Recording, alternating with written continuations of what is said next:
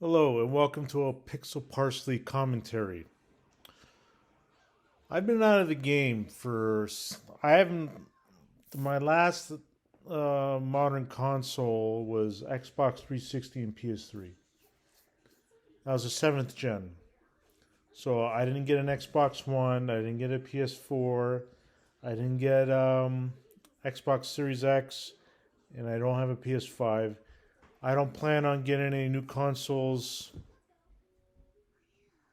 for a long time. I just don't. The repetition, the derivative gameplay, uh, the rehashing, the recycling.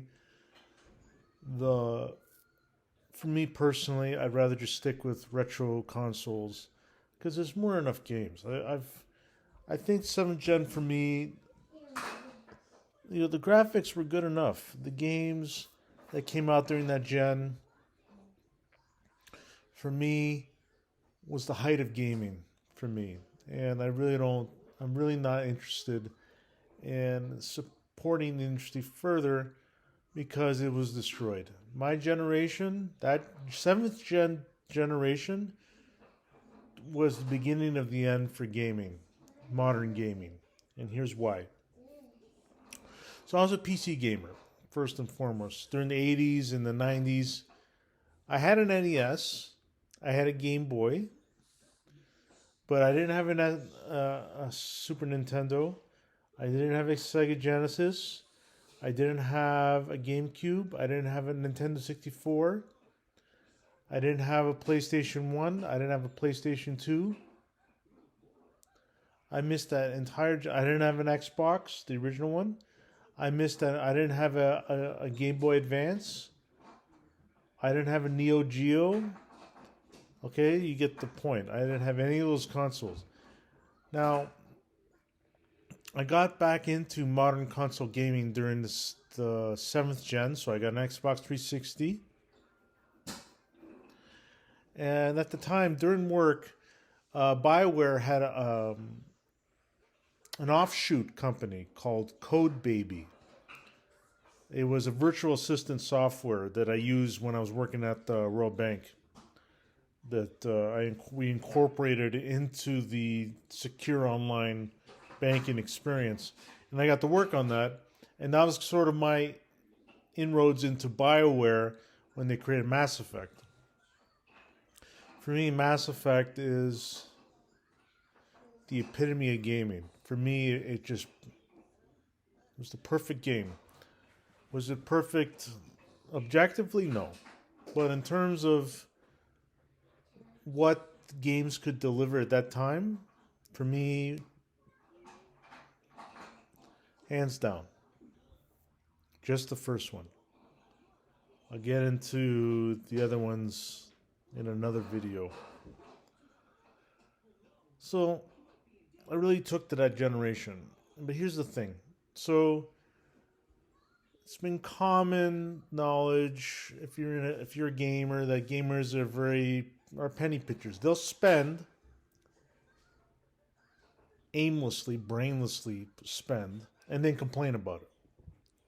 Well, it's just about making money. It's not about the gamers.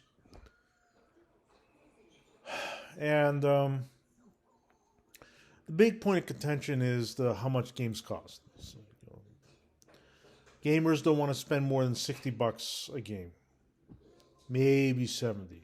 Okay, depending on the game. If it's a AAA experience, if it's got all the bells and whistles, it's a top tier game, gamers are gonna play it. Okay. Here's the problem with gamers. They destroyed the gaming industry. Not Activision, not EA, not Microsoft. Gamers destroyed the gaming industry. And here's why. Gamers refuse. They hold gaming console manufacturers, they hold developers to an unreasonable standard because they're entitled, right?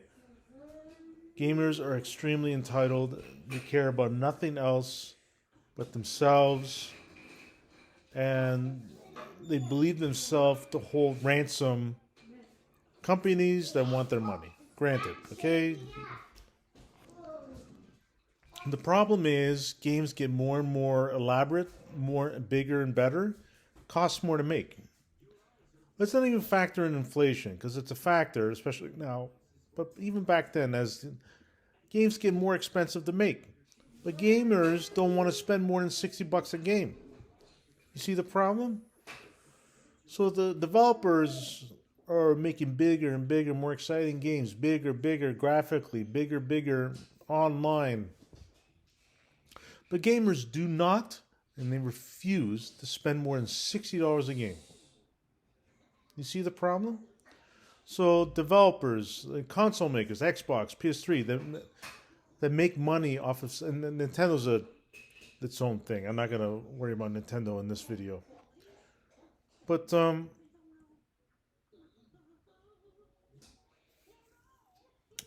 they gonna make money? So that's when microtransactions came into play, and then they poo-pooed. Oh, you're about making money. You're about yeah, yeah. You know, it's a business, and without it, you wouldn't know how to do with yourselves. You wouldn't know what to do with yourselves. So microtransactions sort of offset the costs, right? And then when gamers, they sort of figured that I got horse armor. I was the one that bought horse armor for Oblivion, Oblivion 4. I forget the name, the surname or the subject title. I can't remember, but it's Elder Scrolls Oblivion. That's what I bought. So the horse armor, I bought it. Okay, just admitting that. And I got made fun of it, and like whatever.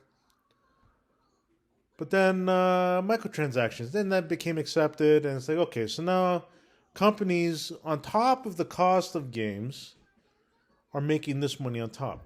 It's okay, well, now they wet their beak, now they gotta make more money. So then you get into the next gen, where you get the free-to-play stuff, where you get the microtransactions. You want to... If you want to not grind, you can pay to get a certain level of experience. I forget what it was called. It's the box. What's it called? Essentially, it's getting to the point now where developers overstep. They overstepped, and then there was legislation, political government legislation put in to prevent this from happening. But the problem is, gamers are at fault. It's 100% gamers' fault because they refuse to pay more than $60 a game. If the games cost $100 and double, let's say AAA games cost $120, you wouldn't see microtransactions. Okay, you wouldn't see loot boxes or loot crate. I can't remember. I'm not, but you don't understand where the predatory spending that got developers in hot water with gamers. And again, it got as high as mainstream media with government legislation because it's predatory practices. But it's gamers' fault. 100% gamers' fault. Because if you could just pay more for games, developers would focus more on the experience, on gamers enjoying a flushed out experience.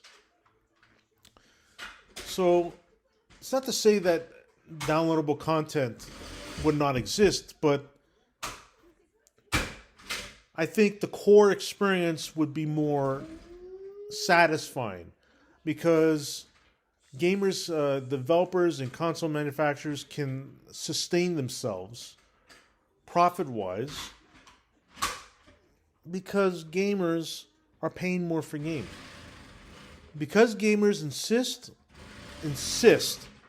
to complain about paying for their games, they will continue to deal with predatory practices where the core experience is being farmed out through additional microtransactions